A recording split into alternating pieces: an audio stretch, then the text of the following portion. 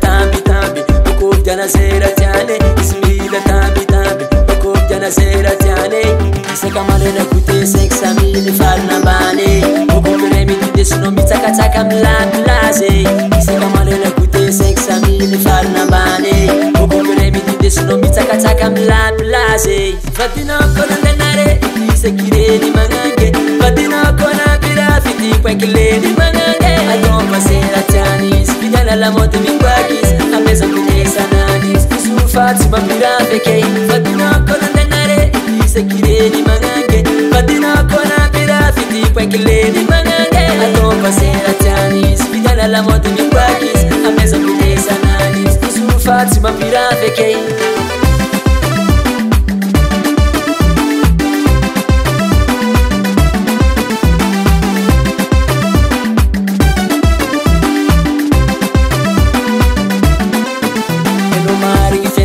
Fa isti tenga sarujo Anoti soma bojo meranas bakan zenti pari Isikuti tanare kamisoti nongya mila maara kei Kiti sume tarara iwa sami zenta dingane Seka manena kute seksa mili farna bane Boko peremi dinde sino mitaka taka mlaplaze Seka manena kute seksa mili farna bane Boko peremi dinde sino mitaka taka mlaplaze Fatina kona ndanare Sekireni mangange Fatina kona birafiti kwa kileni mangange Atomba sera tianis Fidala la moto mikwagis Ameza kunesa nanis Isufati mambirafe kei Fatina kona ndanare Sekireni mangange Fatina kona birafiti kwa kileni mangange Atomba sera tianis Fidala la moto mikwagis Ameza kunesa nanis Isufati mambirafe kei